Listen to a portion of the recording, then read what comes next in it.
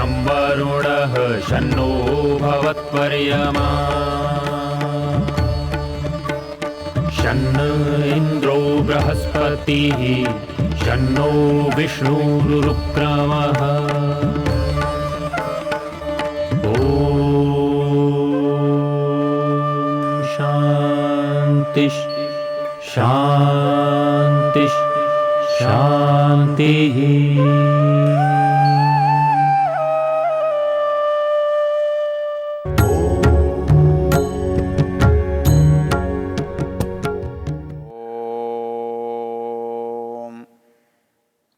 परं मृत्यु अनुपरेहि पंथां यस्ते स्व इतरो देवयानात् चक्षुष्मते शृण्वते ते ब्रवीमि मानः प्रजां रीरिषो मोतवीरान्। ये ऋग्वेद के 10वें मंडल के 18वें सूक्त का पहला मंत्र है। इसका ऋषि यामायन संकसुक और मृत्यु इसका देवता है, छंद इसका त्रिष्टुप है। ये सूक्त मृत्यु सूक्त है। इसमें मृत्यु के बारे में चर्चा की है। हमने पिछले प्रसंग में देखा था कि मनुष्य का सहज संबंध है मृत्यु से, क्योंकि मनुष्य का सहज संबंध जन्म से है। तो जिसका जन्म हुआ है उसकी मृत्यु अवश्यंभावी है। लेकिन यहाँ मंत्र में कहा गया है कि ये उसको दुखी करती है या ये उसके लिए होती है जो देवयान से भिन्न मार्ग का अनुयायी होता है। अब यहाँ हमारे जो समझने की बात है, प्रसिद्ध जो शब्द हैं वो ये हैं, देवयान और पितृयान। संसार के दो रास्ते हैं और ये दो रास्ते दो तरह की प्रवृत्तियाँ, दो तरह के लोग, मतलब दो तरह की इच्छाएं उनको प्रकट करती हैं। इसकी व्याख्या करते हुए प्रश्नोपनिषद में एक बड़ा सुंदर प्रसंग उठाया है और पहला ही प्रश्न है उसका। वहाँ प्रश्न ये उठाया है कि ये प्रजाएं कैसे उत्पन्न होती हैं, ये प्रजाएं किससे उत्पन्न होती हैं। कुत इमा प्रजा प्रजायन्ते, ये प्रजाएं कैसे पैदा हुई हैं, किससे पैदा हुई हैं। तो वो ये कहता है कि इस संसार में हर चीज़ दो भागों में बांटी हुई है। संसार बनाने वाले ने इस संसार को बनाया और आगे चलाने के लिए एक व्यवस्था बना दी, उसमें दो रखे और उन दोनों को व्यवस्था के में इस तरह से रखा कि वो अगले के जन्म का, जीवन का कारण बनते रहे। वो कहते हैं कुत इमा प्रजा प्रजायन्ते, कहता है कैसे ये प्रजा हुई। कहता है कि हमारा जो परमेश्वर है, परमात्मा है, उसने दो चीज़ें बनाई, एक रई और एक प्राण। जो रई और प्राण जो ये मिथुन बना, ये जोड़ा बना और सारे संसार को उत्पन्न करने का जो आधार है वो यही है। ये आधार कैसा है, तो इसके लिए कहता है कि ये रई और प्राण आगे चलकर क्या बने। कहता है सूर्य और चंद्र जो हैं यही रई और प्राण हैं। सूर्य प्राण ही सूर्य है, रई चंद्रमा है। कहता है ये चंद्रमा और सूर्य दो शक्तियाँ, दो शक्तियों के प्रतीक मात्र हैं ये। कहता है कि एक सोम है, एक अग्नि है। तो ये सारा संसार जो है अग्नि सोम है, अग्नि सोमात्मकम जगत या अग्निशोमीयन जगत। ये संसार अग्नि और सोम का मिश्रण है, अग्नि और सोम से बना है, बनता है।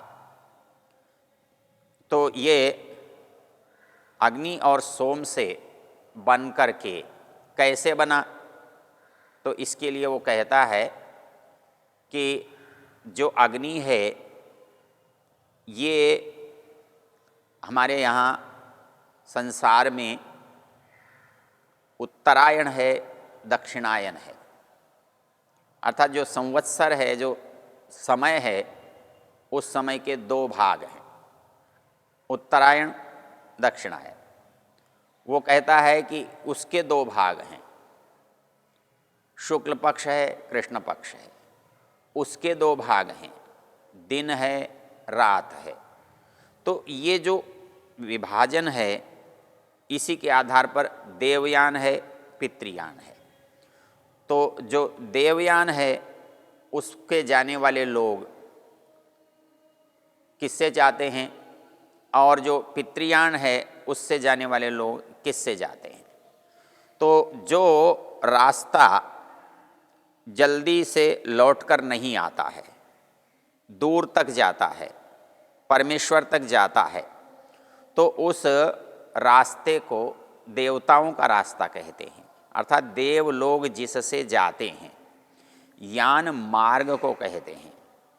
तो वो यान जो है वो देवयान है, देवताओं के जाने का रास्ता। और दूसरा जो मार्ग है वो है पितृयान, जो पितर बनकर रहते हैं। तो पितर वो रहते हैं जो संसार में हैं, जो संसार के बनने से और बिगड़ने से संबंध रखते हैं। तो ये कहता है कि पितृयान और देवयान, जो देवयान है उसमें मृत्यु का भय नहीं होता। क्यों नहीं होता?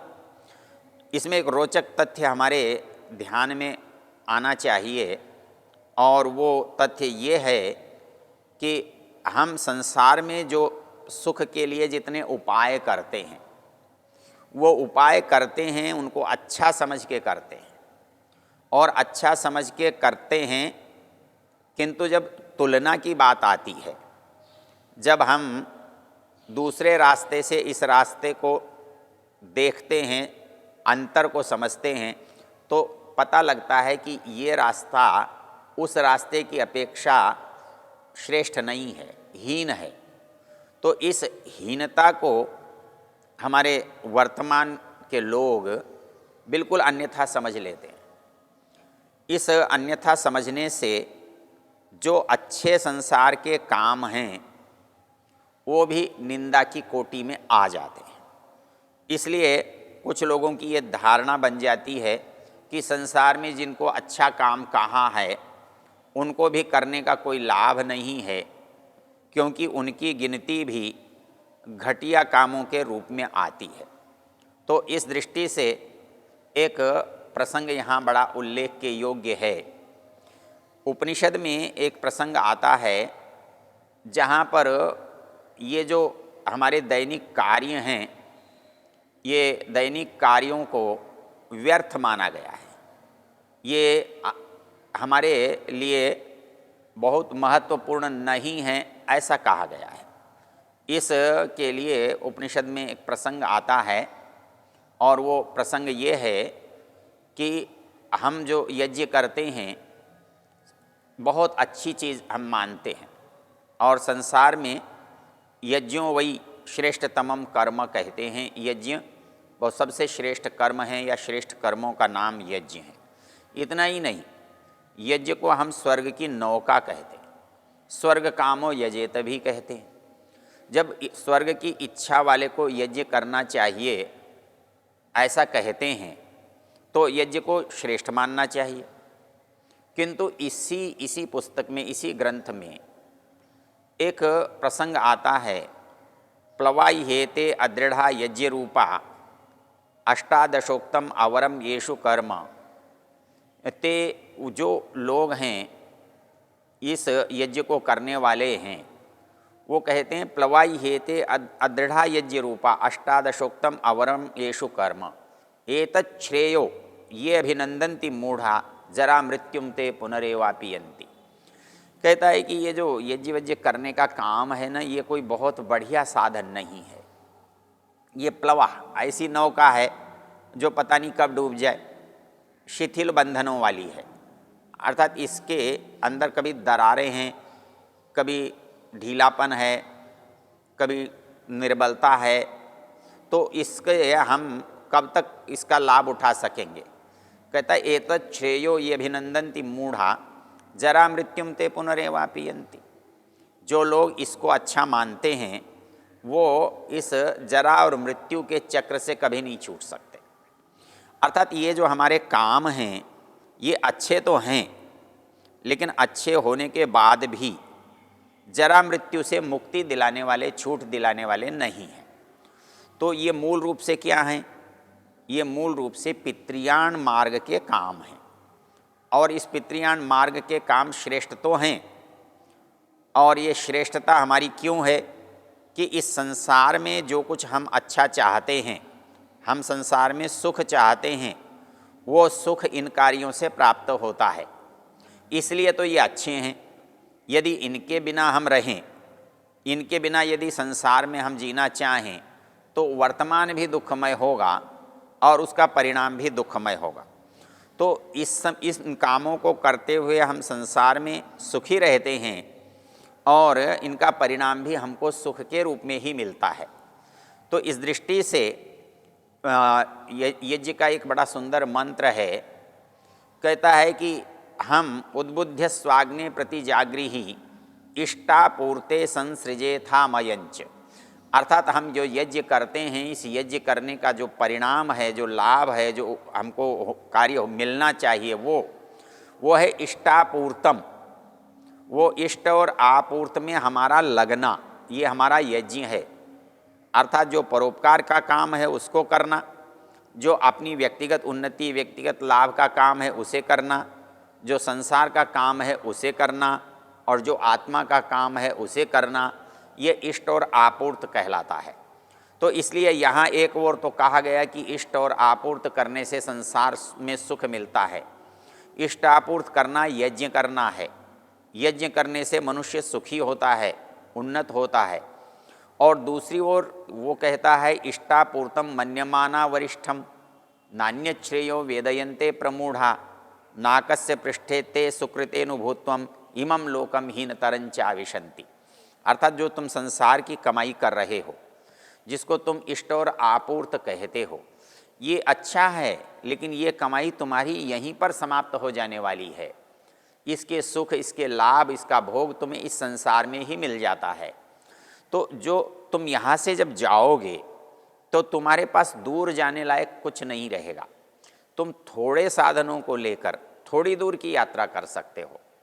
तुमको यदि लंबी और दूर की यात्रा करनी है तो फिर तुम्हें बहुत अच्छे साधन जुटाने होंगे, लेकिन जो इष्ट और आपूर्त वाले साधन हैं ये थोड़े साधन हैं, ये छोटे साधन हैं, दूर तक की यात्रा के लिए संभव नहीं है।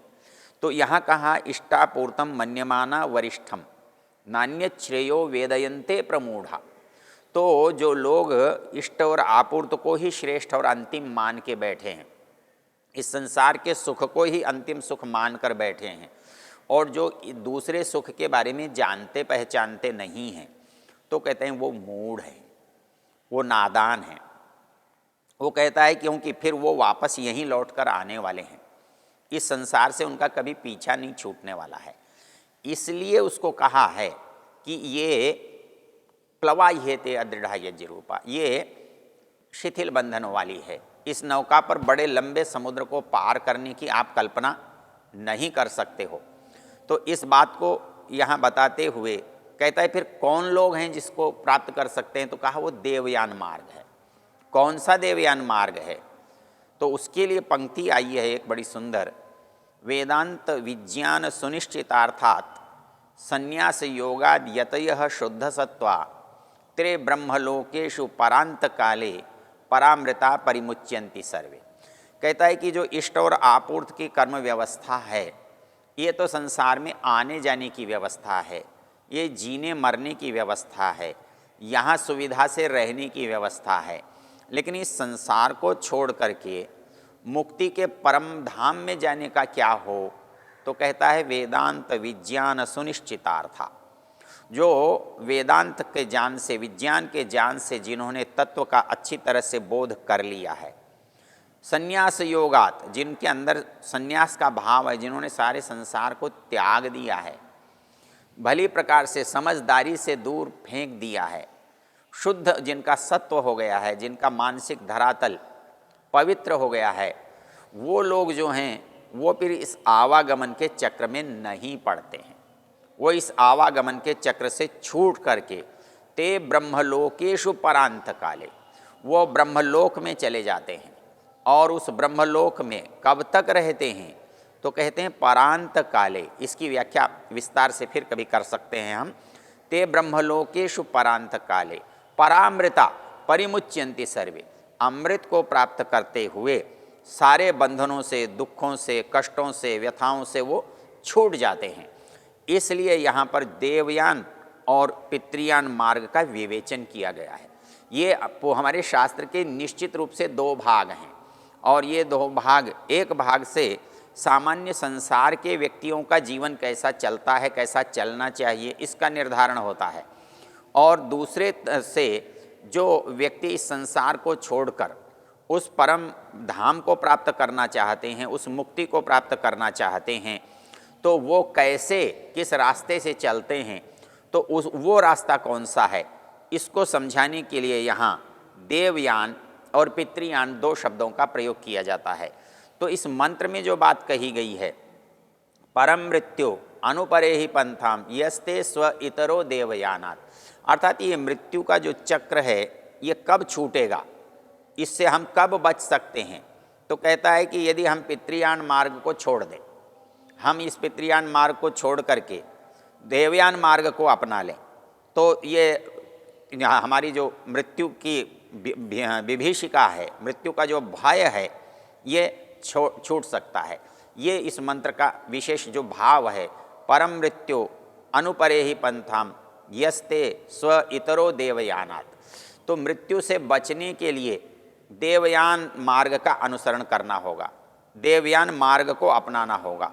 जो देवयानात् इतरह मार्ग है वो मृत्यु का मार्ग है, आप उससे कभी नहीं बच सकते हैं। तो यहाँ मंत्र में मृत्यु की बात को कहते हुए संसार में सबसे पहले इस बात को अच्छी तरह से समझना है कि मृत्यु जन्म के रूप में, शरीर के रूप में तो अवश्यम भावी है। शरीर बना है तो शरीर निश्चित रूप से नष्ट होगा, तो चाहे वो किसी का भी है। लेकिन शरीर के नष्ट होने का जो परिणाम है, क्योंकि शरीर आपको मिला है कुछ प्राप्त करने के लिए, शरीर यात्रा का साधन है, शरीर यात्रा का माध्यम है, यात्रा का लक्ष्य नहीं है, यात्रा का साध्य नहीं है। तो इस साध्य को समझने के लिए यहाँ कहा गया है कि यदि हम साधन को समझ लें और साधन की उपयोगिता जानकर उसको छोड़ने का इंतज़ाम कर लें, उस साधन को दूर हटा करके हमारी यात्रा हम जारी रख सकें, तो वो यात्रा यदि हम कर लेंगे तो हमारे अंदर से मृत्यु का जो भय है वो समाप्त हो जाएगा। यही बात इस मंत्र में कही, परम मृत्यु अनुपरे ही पंथाम यस्ते स्व इतरो देवयानात्।